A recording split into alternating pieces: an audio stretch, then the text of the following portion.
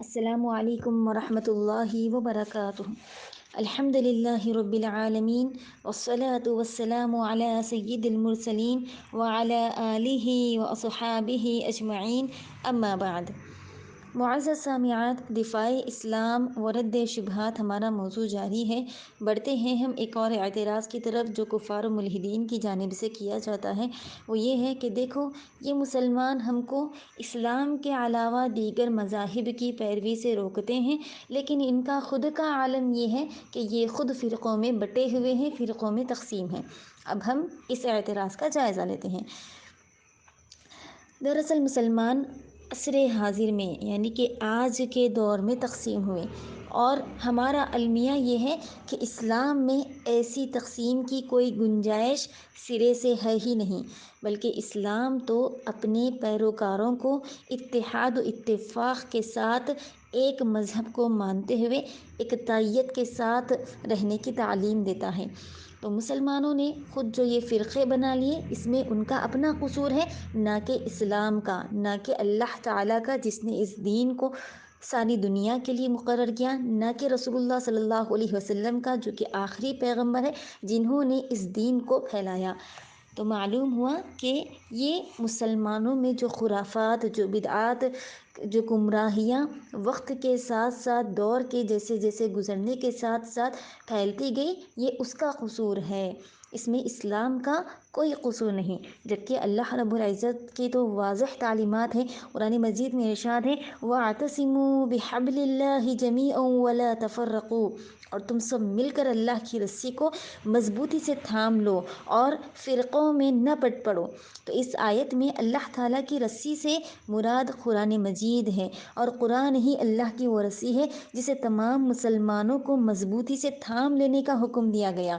اس آیت میں دوہرا حکم دیا گیا کہ سب مل کر مضبوطی سے تھام لو، سب مل کر، یعنی کہ جمع کا صیغہ کے ساتھ سب کو اس بات کی تعلیم دی گئی کہ کوئی بھی فرقے میں نہ بٹے، جدا جدا نہ ہو، بلکہ ایک جٹ ہو کر اللہ کی رسی کو مضبوطی سے تھام لیں۔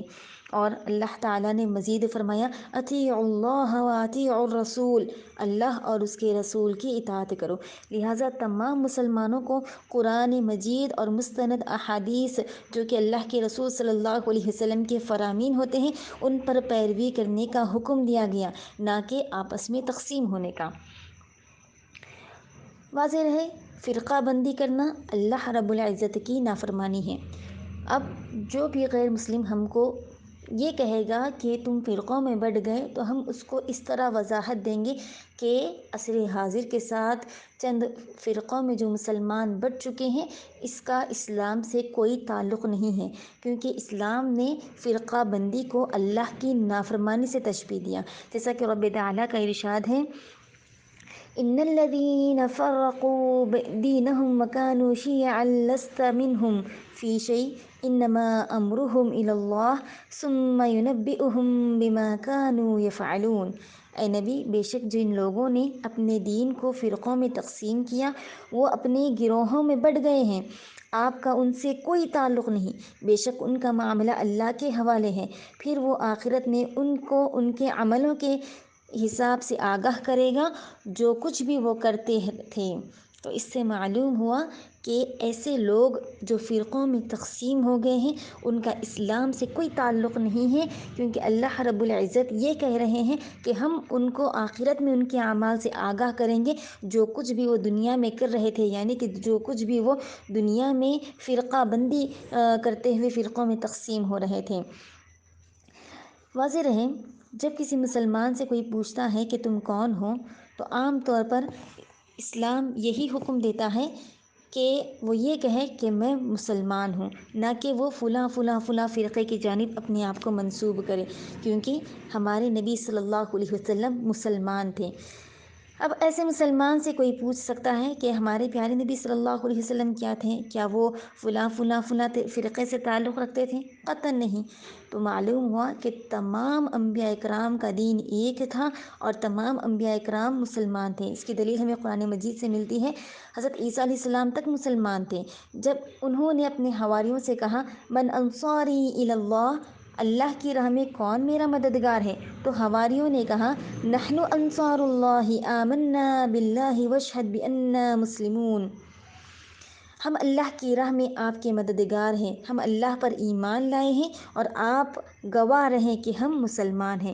ان الفاظ سے واضح ہے کہ عیسیٰ علیہ السلام جیسے پیغمبر اور ان کے پیروکار بھی مسلمان تھے۔ اسی طرح ارشاد ہے ابراہیم علیہ السلام کے بارے میں بھی کہ ما کان ابراہیم یہودیا ولا نصرانیا ولکن کان حنیفا مسلما، ابراہیم علیہ السلام نہ تو یہودی تھے نہ عیسائی، بلکہ وہ تو خالص مسلمان تھے۔ اس سے معلوم ہوا کہ اسلام وہ واضح دین ہے جس نے فرقہ واریت سے اور اسی طرح مختلف گروہوں میں تقسیم ہونے سے واضح طور پر منع کیا۔ اب آتے ہیں حدیث کی طرف کہ نبی علیہ السلام کا فرمان ہے، عبداللہ بن عمر رضی اللہ عنہ اس حدیث کے راوی ہیں، اللہ کے رسول صلی اللہ علیہ وسلم فرماتے ہیں میری امت 73 گروہوں میں بٹ جائے گی، یعنی کہ فرقوں میں بٹ جائے گی، اور ان میں سے تمام گروہ جہنم میں جائیں گے سوائے ایک گروہ کے۔ راوی نے پوچھا کہ یہ کون سا گروہ ہوگا؟ جواب دیا وہ گروہ اس راستے پر ہے جس پر میں اور میرے صحابہ ہیں۔ اب دیکھیے کتنی عظیم الشان یہ حدیث ہے کہ قرآن مجید کی بہت سی آیات میں بھی یہ کہا گیا کہ اللہ اور اس کے رسول کی اطاعت کرو۔ ایک سچے مسلمان کو قرآن اور حدیث کی پیروی کرنی چاہیے، اور کسی بھی امام یا عالم کی بات سے گرچہ وہ متفق ہو سکتا ہے، جب تک کہ اس کے افکار و نظریات قرآن اور حدیث کی تعلیمات کے مطابق ہوں۔ اگر اس کے نظریات اللہ تعالیٰ کے احکامات اور نبی صلی اللہ علیہ وسلم کی سنت کے برعکس ہوں گے تو پھر ان کی کوئی اہمیت نہیں ہوگی، چاہے وہ کتنا ہی بڑا عالم یا علامہ ہی کیوں نہ ہو۔ اگر تمام مسلمان قرآن کریم ہی کو سمجھ کر پڑھیں اور صحیح حدیث سے وابستہ رہیں تو انشاءاللہ جو اختلافات مسلمانوں کے درمیان آ گئے ہیں، جو گروہوں میں مسلمان تقسیم ہو گئے ہیں، جس کی بنا پر غیر مسلمین یہ اعتراض کر رہے ہیں کہ ہم جب اسلام لائے تو تمہارے کس گروہ میں ہم شامل ہو، کیونکہ تم خود گروہوں میں تقسیم ہو گئے ہیں، تو یہ اعتراض کی گنجائش باقی نہیں رہے گی جب مسلمان سچے دل سے خالص اللہ کی رضا کے لیے اللہ اور اس کے فرامین پر عمل کریں گے اور فرقوں میں تقسیم ہونے سے بچیں گے۔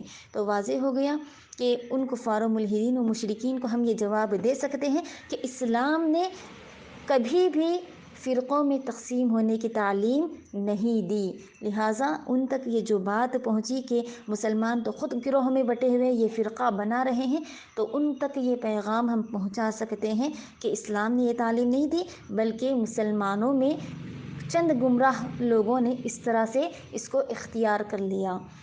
واللہ اعلم۔ السلام علیکم ورحمۃ اللہ وبرکاتہ۔